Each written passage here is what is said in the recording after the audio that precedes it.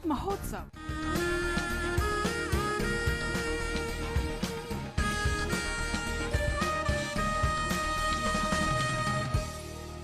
आजादी का सफर, आकाशवाणी समाचार के संग एक राष्ट्र का उदय, भारत का गौरवशाली स्वतंत्रता संघर्ष आधुनिक विश्व के महानतम संघर्षों में से एक है। आकाशवाणी से हम रोजाना प्रस्तुत कर रहे हैं इस संघर्ष की झलक।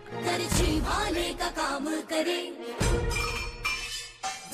ढाल से देखो ढाल बने,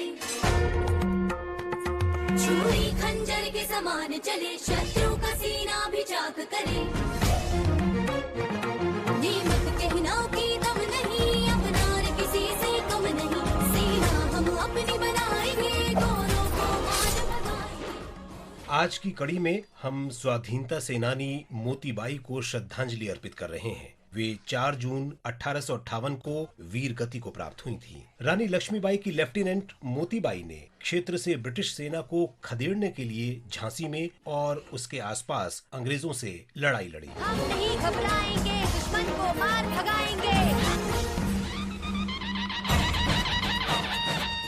जब अंग्रेजों ने पलटवार किया और झांसी पहुंचे तो मोतीबाई ने मोर्चा संभाला और 4 जून 1858 को झांसी के किले में ईस्ट इंडिया कंपनी की सेना से मुकाबला किया, लेकिन दुश्मन की गोलीबारी में वो घायल हो गईं और घटना स्थल पर ही वीर गति को प्राप्त हुईं। इस महान वीरांगना को हमारा शत शत नमन।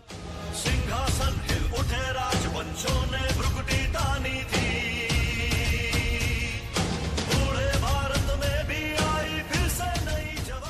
आज हम रानी लक्ष्मीबाई की सेना में घुड़सवार टुकड़ी के कमांडर खुदा बख्श को भी याद कर रहे हैं। उन्होंने भारत के प्रथम स्वतंत्रता संग्राम के दौरान अंग्रेजों से लड़ाई के लिए स्वतंत्रता सेनानियों को संगठित करने और निर्देशित करने में महत्वपूर्ण भूमिका निभाई थी। खुदा बख्श ने झांसी के किले में ब्रिटिश सेना के आक्रमण का पूरे उत्साह के साथ प्रतिकार किया। 4 जून 1858 को अंग्रेजी सेना के साथ युद्ध में वे वीर गति को प्राप्त हुए। भारत माँ के इस महान सपूत को हमारा नमन।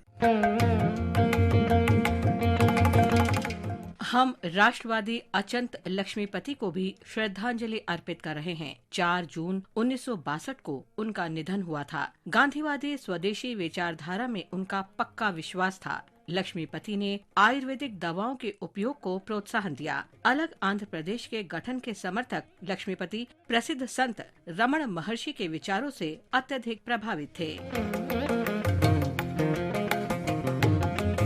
लक्ष्मीपति का जन्म 3 मार्च 1880 को आंध्र प्रदेश के गोदावरी जिले में हुआ था। उन्होंने 1909 में मद्रास मेडिकल कॉलेज से मेडिकल में उपाधि ली। वे वेदों, पुराणों और आयुर्वेद के गहन अध्ययन के उपरांत आयुर्वेद से प्रेरित हुए। लक्ष्मीपति उस समय के प्रसिद्ध वैद्य रत्न पंडित गोपालाचार्य लू के शिष्य बन गए। उन्होंने पूरा जीवन आयुर्वेद को प्रोत्साहन देने के लिए समर्पित कर दिया। वे मद्रास आयुर्वेदिक कॉलेज और त्रिवेंद्रम आयुर्वेदिक कॉलेज के प्राचार्य रहे। प्रसिद्ध आरोग्य आश्रम और अवधि की आंध्र आयुर्वेदिक फार्मेसी की स्थापना का श्रेय भी लक्ष्मीपति को ही जाता है। ब्रिटिश शासन के दौरान आरोग्य आश्रम के निर्माण के लिए मद्रास सरकार ने इस शर्त पर वित्तीय सहायता स्वीकार की कि लक्ष्मीपति ब्रिटिश सरकार के प्रति निष्ठावान बने रहने का आश्वासन देंगे, लेकिन लक्ष्मीपति ने ऐसा आश्वासन देने से मना कर दिया और सरकार ने सहायता का प्रस्ताव वापस ले लिया। लक्ष्मीपति पश्चिमी शिक्षा प्रणाली को भारत के लिए हानिकारक मानते थे।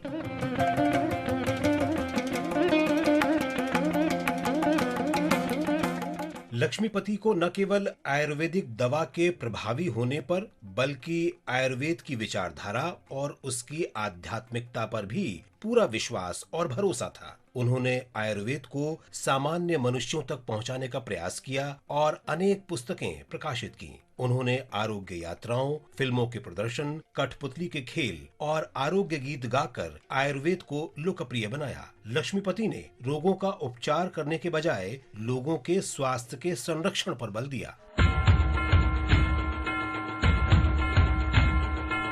हम स्वतंत्रता सेनानी सरदार अली को भी स्मरण कर रहे हैं। उनका जन्म 4 जून 1830 को राजस्थान के कोटा में हुआ था। सरदार अली कोटा स्टेट आर्मी के नारायण पलटन में सहायक थे। उन्होंने 1857 में अंग्रेजों और ब्रिटिश समर्थक कोटा शासक महाराव के विरोध में कोटा स्टेट आर्मी का साथ दिया। वे 15 अक्टूबर 1857 को कोटा के पॉलिटिकल एजेंसी हाउस पर हमले में भी शामिल थे, जहां political agent captain C.E. Burton और उसके 2 बेटे मारे गए थे। अली नवंबर 1857 में कोटा के किले पर हमले में भी शामिल थे। कोटा शासक की सेना से लड़ाई के दौरान सरदार अली वीर गति को प्राप्त हुए। मातृभूमि के महान सपूत को नमन।